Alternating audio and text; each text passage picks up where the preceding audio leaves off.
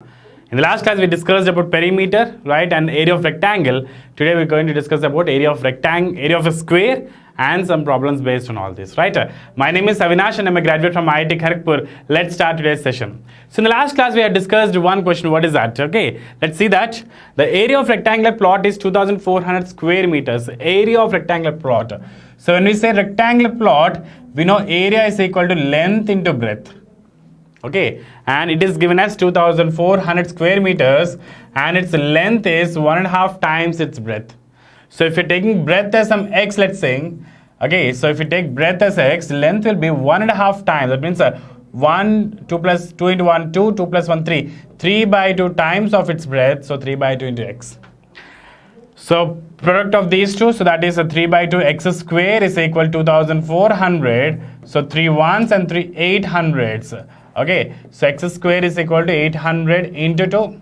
X square is equal to 1600 and x is equal to 400. X is equal to, is it 400 or 40? Right, it should be 40, not 400. X is equal to 40, which is a breadth 40 square meters. That means breadth is equal to 40 meters. Right, 40 meters. What about the length? Length is 3 by 2 times of x. Length is equal to 3 by 2 times of, 3 by times of x, that is 40. So 2 ones, 2 20s, 3 into 2 is 60. Length is 60, right? Once again, the area will be 2,400. Yes, 40 into 60 meters.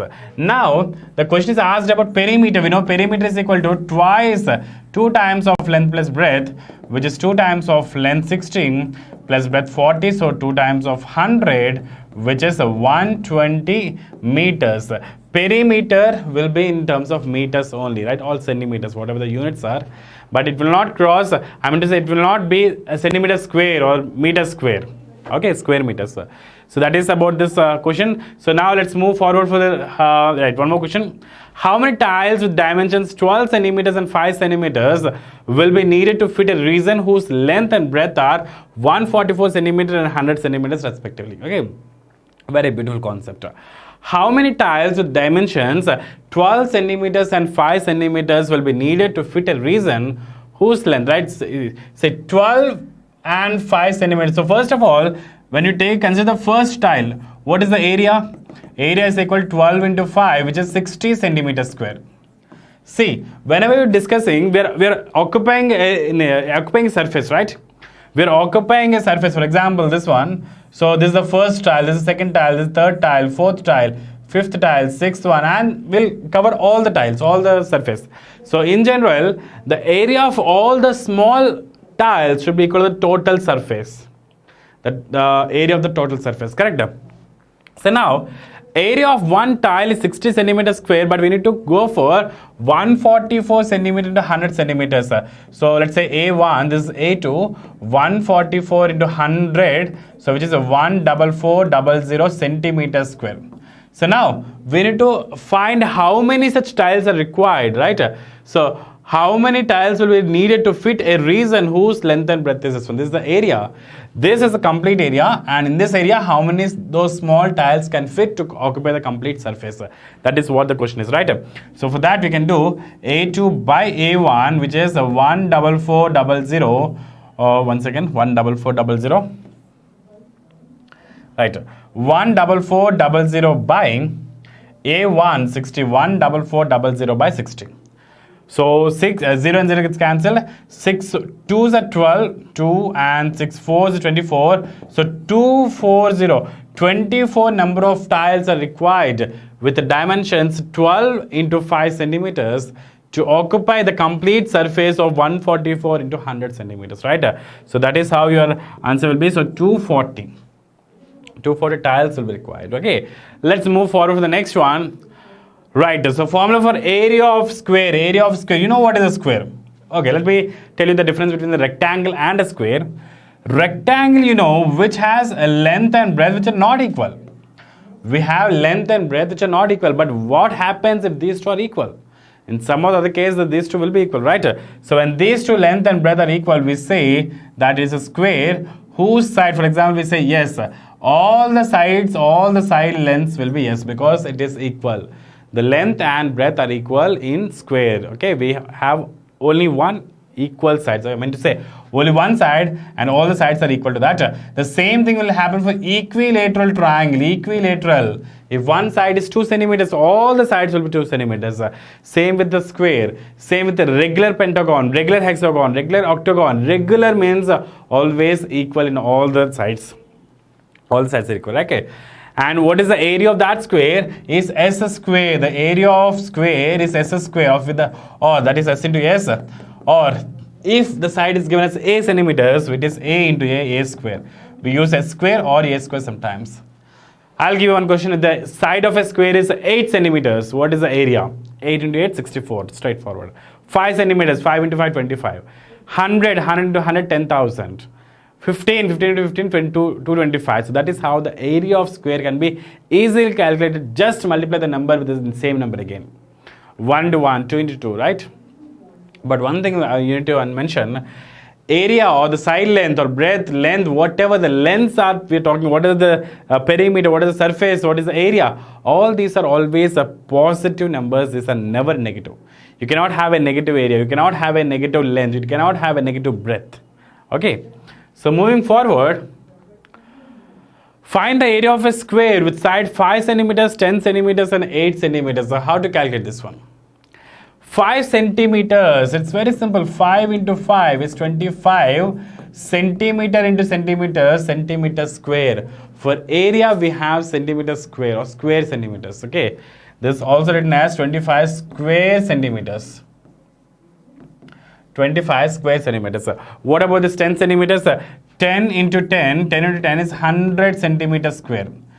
10 into 10 is 100 centimeters square, right? 8 centimeters, 8 into 8 is 64 centimeters square. If it is meters, meter square. If it is kilometer, kilometer square.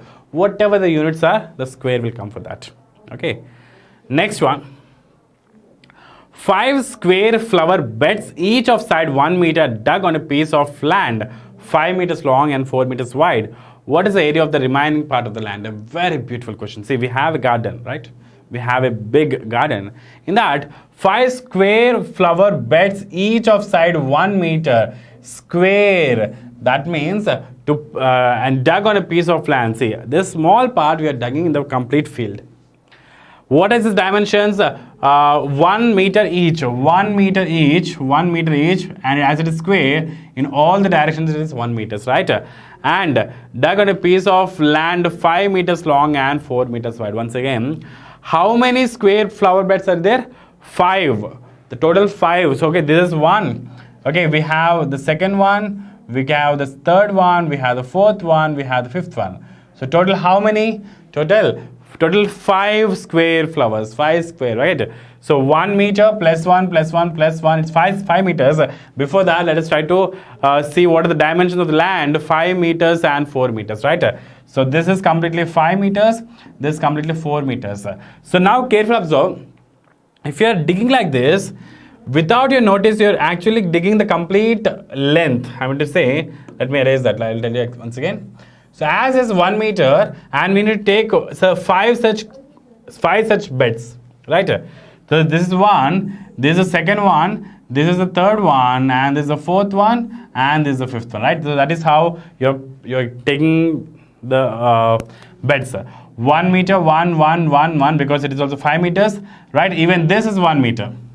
Okay, so now tell me, what is the area of the complete field?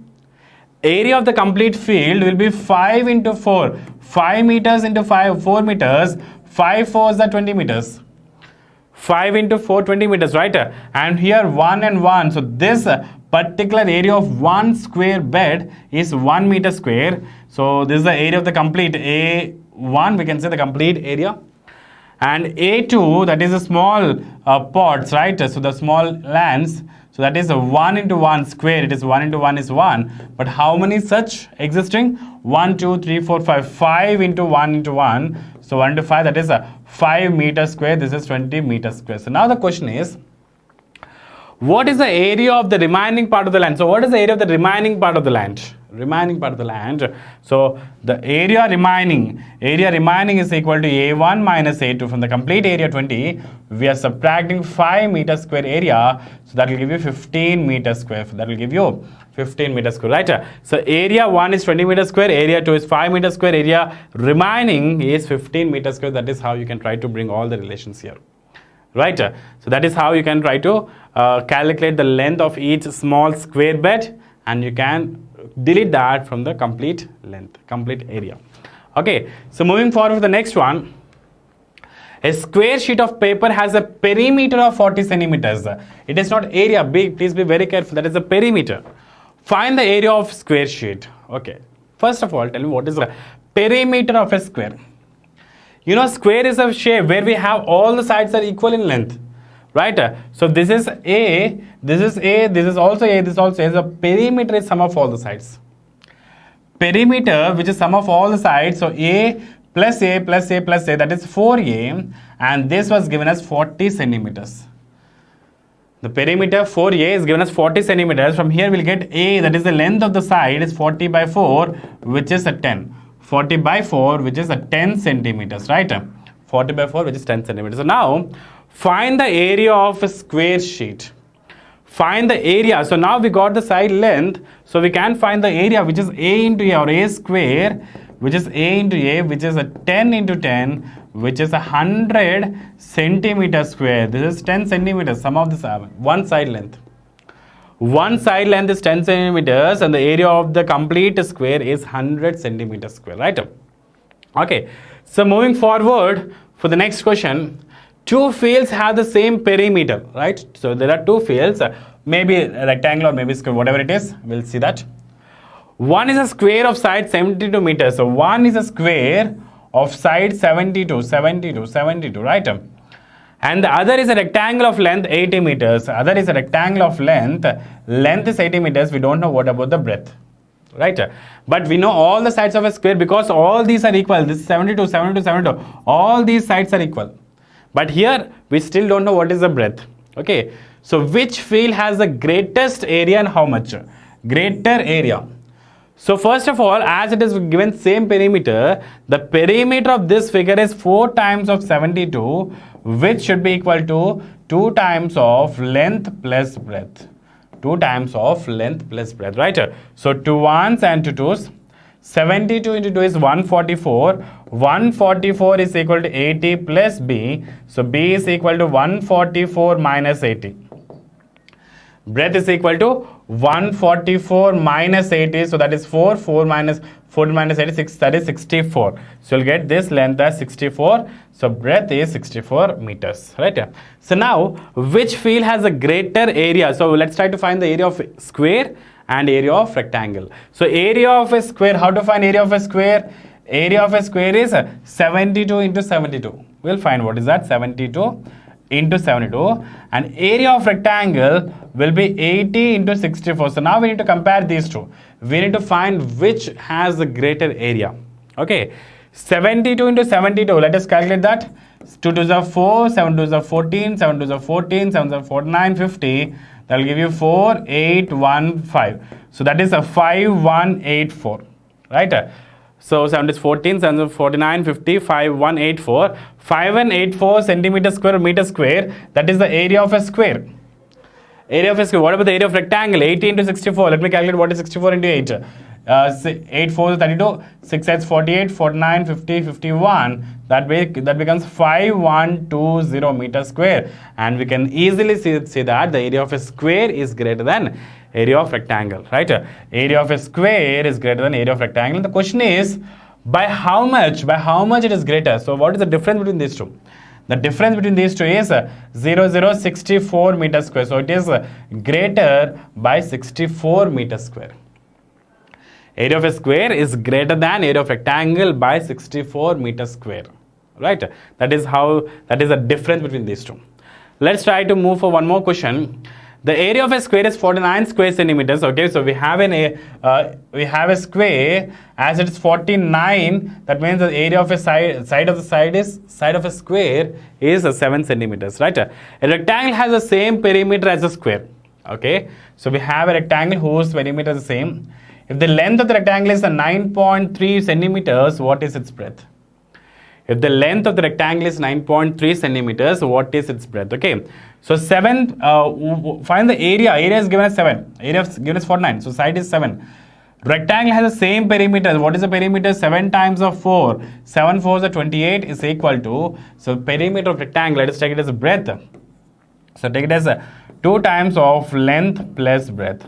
So 2 1s, 2 14s will have 14 is equal to 9.3 plus b. So we'll get b is equal to 14 minus 9.3. We'll have b is equal to 14 minus 9.3, right? So 14.0 minus 9.3, that is 10, this is 3, 4.7 if I'm not wrong, right? So that will give you breadth as 4.7 centimeters. What is the question? What is its breadth? The breadth is 4.7 centimeters. Understand? Right. So let's try to move for one more question. Let's try to see what is there. What will happen to the area of rectangle if its length and breadth are doubled? One second, small thing. What will happen to the area of the rectangle? So we know area of the rectangle is equal to L into B, length into breadth, correct? If its length and breadth are doubled, if its length is doubled to L and the breadth is also doubled to B, so the area is now, the area nu is equal to 4 times of LB, that is 4 times of area of the rectangle. So what happened now? The area increased by 4 times. When you're doubling means 2 times, right? When you double the length and double the breadth, the area is increased by 4 times, not 2 times. Be very sure the area is increased by 4 times. Very beautiful concepts. One more or 2 more questions of the same kind. What will happen to the area of rectangle if its length is doubled and breadth is tripled? Very beautiful question. Length is doubled and breadth is tripled. What is area of rectangle again? So area of rectangle is equal to length into breadth. Now the area of a new figure, let's say A1, AN or A2, A3, whatever it is. So here the length is doubled, that means 2L, and the breadth is triple, that is the 3 times of B. So 2L into 3B, 2 3s are 6 times of length into breadth. 2L into 3B, that will give you 6 times of length and breadth. Okay, so what will happen to the area of rectangle if its length is doubled and breadth is tripled? That becomes 6 times. The area will increase by 6 times. Okay, I'll just give you a small question. If the length is 3 meters and the breadth is 2 meters, the area is 6 meters, 6 meters square. Now the length is doubled, that is 3 to 6, and breadth is triple, that is again 3 3 6 6. So that will give you 36. So now it is 6 into 6, so 6 times it has increased by 6 times. It has increased by 6 times. Okay, or if the question is asked about what is the difference of areas in the new and old figures. Okay, difference in areas is equal to 6 LB minus LB, that will give you 5 times of length and breadth. That will give you 5 times of length and breadth. Okay, so in the next question, what will happen to the area of a square if its side is doubled? See, area is S square or A square, where A is side. Now what will happen to the area of a square if its side is doubled? Double means A became 2 times. Okay, so 2A whole square, that becomes a 4A square. So you can say that it will increase by 4 times. You can say that it is increased by 4 times. Okay, in the same way, halved. What do you mean by halved? So area is equal to A square. The new area will be halved. The side is halved. A by 2 whole square, which is A square by 4. That means it decreases by 4 times. It decreases, the area decreases by 4 times, from A square to A square by 4. When it is doubled, the area increased by 4 times. When it is halved, area decreased by 4 times. Okay, so let's move for one more question. The perimeters of rectangular square are same. So okay, there is a square whose perimeter is, let's say, 4A, and whose rectangle length and breadth whose perimeter is 2 times of L plus B. So now these two are equal. If the length and breadth of the rectangle are 35 and 25 centimeters, so perimeter, as we are equating to, so 2 times of 35 plus 25, we can equate that to 4A. Okay, Respectively, find which figure has greater area and by how much. Once again, the same type of question. So 2 times of 3, 4, 5, 35 plus 25, 35, 40, 60. So that will give you 4 times of A. 4 ones for 15 is 60. So area is equal to, sorry, side of a square is 15 to the 30. 30 centimeters. Right? So 30 centimeters. So what is the area of a square? Area of a square is 30 into 30, which is 900 meters square. 900 centimeters square. But what about the rectangle? What about the rectangle? So 2 times of length, length into breadth. So length is, what is the length of 35 into 25, right? So 35 into 25. So how much is that? 5 5 is 25, 5 3 is 15, 16, 17, 5 2 is 10, 10, 3 2 is 6, 7. So 5, 7, 8, 875. So once again, tell me which figure has greater area? Area of a square. Square will have the greater area by how much? 900 minus 875, that is 25 centimeters square. So that is greater by 25 centimeters square, right? So in the same way, we have more applications. So the same way of rectangle and square, we have more applications on all these perimeter and area that we're going to discuss in the further classes, right? Thank you so much, students, and stay tuned to get the next lecture. Thank you.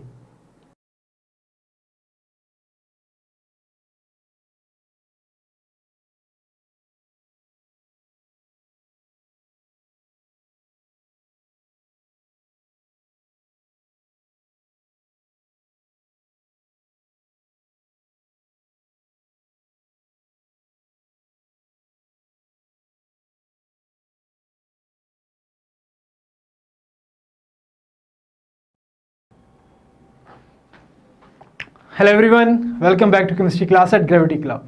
Let's continue the chapter of materials and things. Hopefully this will be our last class in this chapter because this chapter doesn't have much information to be delivered to you. But whatever it is there, I will be telling you in a total way, right? So let's start this chapter and let's continue the development, or we can say understanding of properties of materials so that we can classify them. So far we have understood many properties like ductility, malleability, and we can say lustrousness, hardness. All these properties have been introduced. Today we'll understand the new property, that is the materials floating and sinking in water. Now there are different type of materials which are available in nature that usually sinks in water or that can be floating in water, right? You can do one thing, you can take a stone and you throw in water. What will happen? It will sink. But if you take a plastic polythene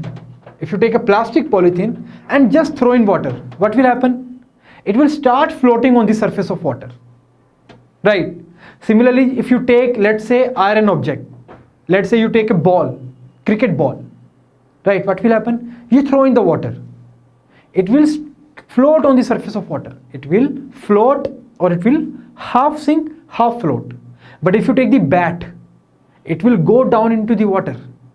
So there are materials which float on the surface of water and there are materials which sink below the surface of water.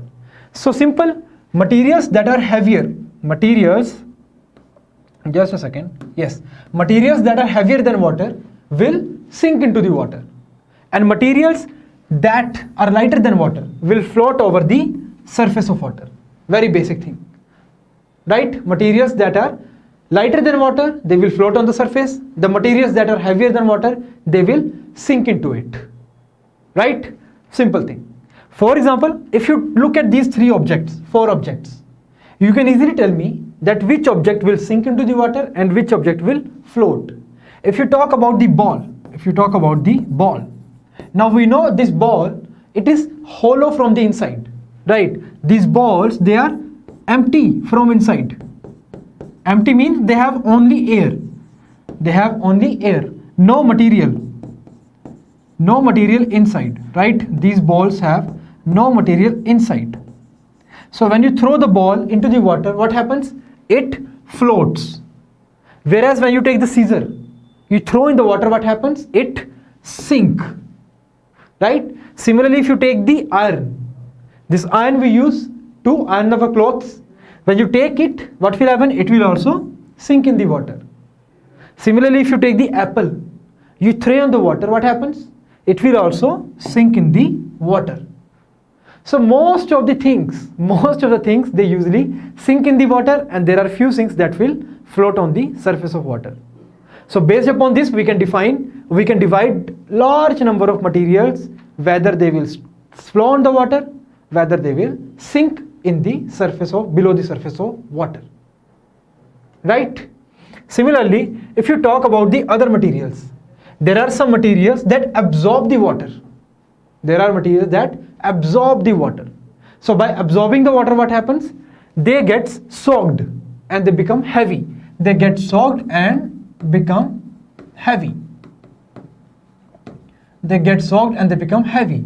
And when they become heavy, what happens? When they become heavy, they have the tendency to sink in water. Simple. For example, paper. You take the paper, right? Suppose you take the beaker. Have the water. Suppose we have the beaker which contains water. This is the beaker which contains water. Now you put the paper into it. What will happen? This paper will soak the water. It will soak, or we can say it will absorb the water. It will absorb the water. This paper will absorb the water, right? When it absorbs the water, what will happen? This paper, whatever it is, it will go down into the water. It will sink into the beaker. Simple. Similarly, if you talk about tissues, tissue papers, right? Same thing is with the tissue paper. If you take the tissue paper and you put into the water, what will happen? It will absorb the water and it will sink inside. Same is the case with the shirts as well as clothes. How in the case of shirts, when you take the cotton shirt, let's say you take the cotton shirt, right? When you take the cotton shirt and you put into the bucket, right? Bucket has water. You put the cotton shirt into the water, what happens? The cotton shirt will sink into it, right? So when it will sink into it, what does that mean? That means it absorbs the water. This shirt, it will absorb the water. The shirt will absorb the water. Simple, right? So this is how the materials can be classified based upon whether they will sink into the water or they will float on the surface of water, right? Similarly, the materials are divided into another category. The category is solubility. Solubility of materials in water. So there are few materials that are soluble in water, and then there are materials which are insoluble, right? So some substances are soluble in water and some are not. For example, if you take the case of sugar, right? You take the glass, put some water and add some sugar into it. What will happen? The sugar is dissolved in water.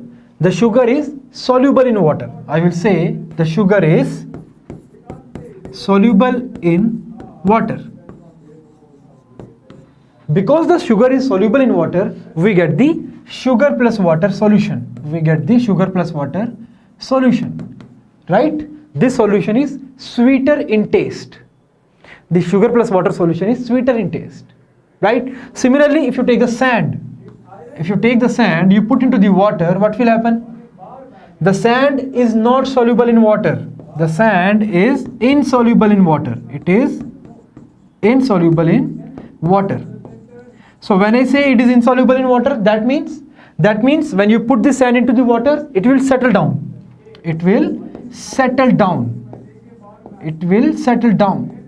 Why does the sand settle down? Why does the sand settle down into the beaker? Because sand is heavier than water. Simple.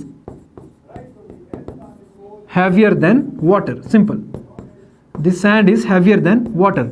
That's why the sand settles down into the glass. Simple. Right? So this is how we can define the materials that are soluble in water, that are insoluble. You can take the salt. Right? You can take the salt. Salt is soluble in water. Or you can also take the powder. Let's say you take the chocolate powder. The chocolate powder is also soluble in water. So there are many things. There are many things which are soluble in water, right? And then there are things which are insoluble in water. Simple. Take the example of chalk powder. Chalk powder. When you put the chalk powder in water, what will happen? It will settle down. It will go deep into the water because it is insoluble in water. Simple. It is insoluble in water. Right? So this is how we can define the materials. Materials which are soluble in water, which are insoluble in water. Similarly, there are materials, there are liquids. There are liquids which are defined as the immiscible and miscible liquids. Now when I say miscible liquids, that means what? And when I say immiscible liquids, that means what? So miscible liquids are those liquids like milk, glycerin, shampoo. These liquids, they mix with water to form the solution. Right? These liquids, they get mixed up with the water. If you take the shampoo, you put it into the water, you just move it, what happens? The shampoo gets mixed up with the water. When you take milk, take some amount of milk and add some water into it and mix it. What will happen? The milk will mix up with the water. Right? So mixing of milk with the water is again the example of miscible liquids. So these liquids are called miscible liquids. These liquids are called miscible liquids. Why they are called miscible liquids? Because they mix up with the water. They dissolve in water. Right? For example, let's take the water and take the orange juice. Take the water and take the orange juice and put the orange juice into the one glass. You will see both will mix. Both will mix. And you will not be able to differentiate. Right? In this glass, we cannot differentiate what is water and what is juice because both have mixed each other. Right? So this is my solution. This is my solution of juice and water. Juice and water.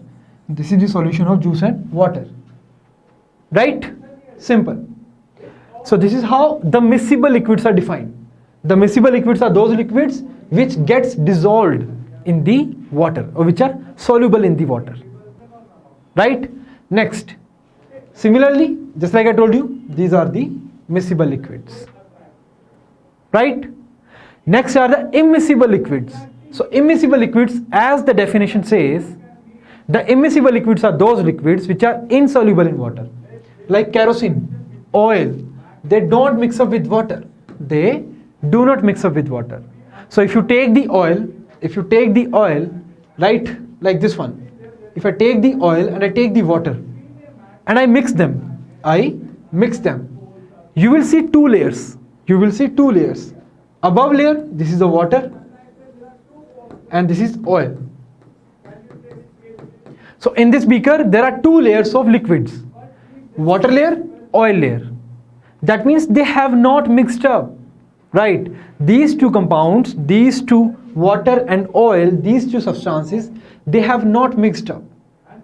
Right? So this is how the immiscible liquids are there. They form layers. They form two layers. Right? So these liquids are said to be immiscible liquids and they form the separate layer. They form the separate layer. Right? So this is how we can define these substances. Immiscible liquids which are not soluble in water, which do not mix with water. Miscible liquids which gets mixed with the water. Right? So that's how we have to define the properties. That's how we have to classify the materials, group the materials according to their properties they show. Right? So with this, we have finished up this chapter. We have covered all the properties which are related to the different materials. Right?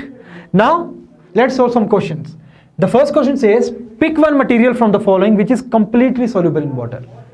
Try this question. I give you 30 seconds. I give you 30 seconds. Try this question.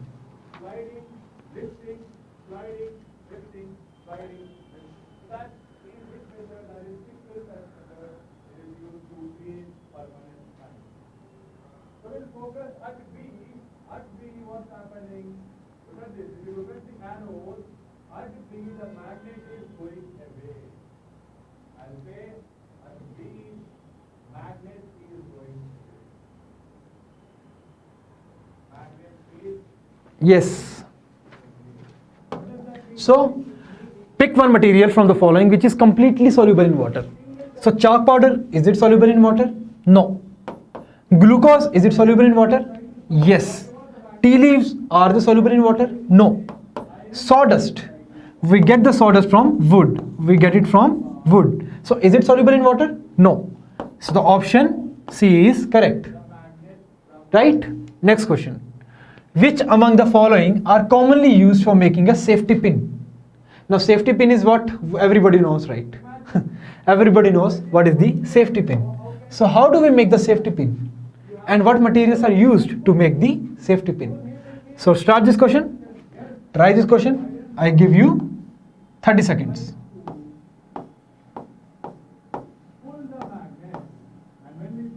Yes.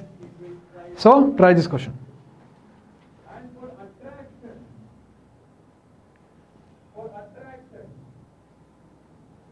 When do two magnets attract? When there are unlike poles. When there are unlike poles. Right? Unlike poles. That means, see here, the close pole is south. So unlike pole will mean as you have to get north pole. Yes. So which of the following materials can be used to make the safety pin? Now safety pin we know is made up of metal. Right?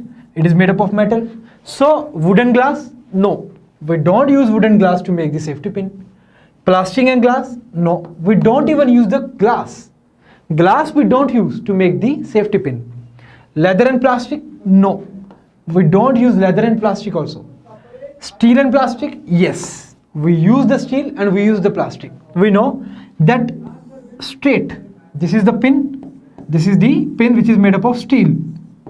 And a little knob, this one is made up of, plastic. Right? This is how we can use plastic and steel to make the safety pin. Next question. Which of the following materials is not lustrous? So try this question again. I give you 30 seconds. Which of the following materials is not lustrous? So here it behaves, or here it behaves like a magnet. But if it has to drop here, it drops. Iron. But how does it drop? It drops by Yes. 3 seconds more. demagnetizing itself. Chalo. Now the question says which of the following material is not lustrous? Right. Option A, gold. Option B, silver. Option C, wood. Option D, diamond. So here if you see gold, yes, it is lustrous. Silver, yes, it is lustrous. Diamond, it is also lustrous. But wood, it is not. There is no shining appearance in the case of wood. So the option C is correct. Right? Next question. Which of the following statement is true? Statement A, materials are grouped for convenience. B, materials are grouped to study their properties. D, materials are grouped according to their use. And C, materials are grouped for fun. So, try this question and give me the right answer. The answer is it produces permanent magnet. See, something that we have to do. Magnetic induction produces temporary magnet. Single saturation produces permanent magnet. The answer is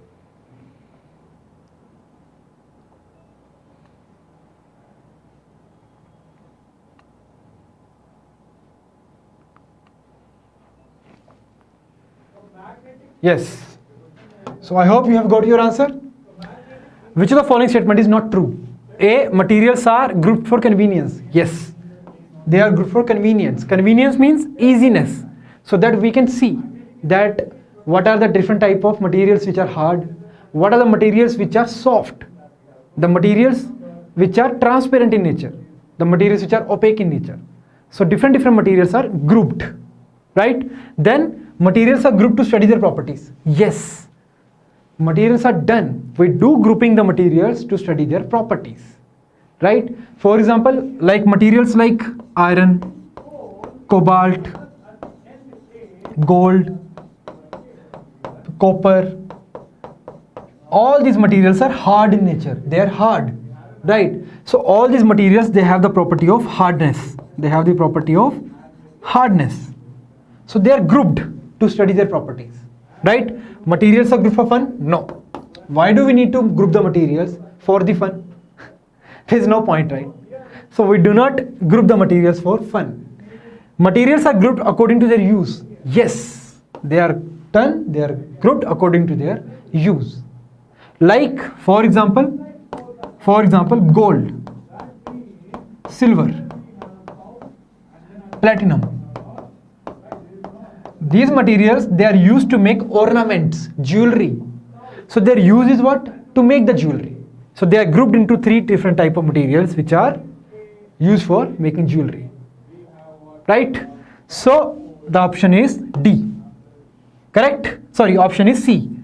We are asked which of the following substances is not true. So option C is not true. So this one. Option C is correct. Right? Next. Find the odd one out of the following. Find the odd one out of the following. So these are the options. Try this one. I give you 10 seconds. Only 10 seconds because this question is very easy.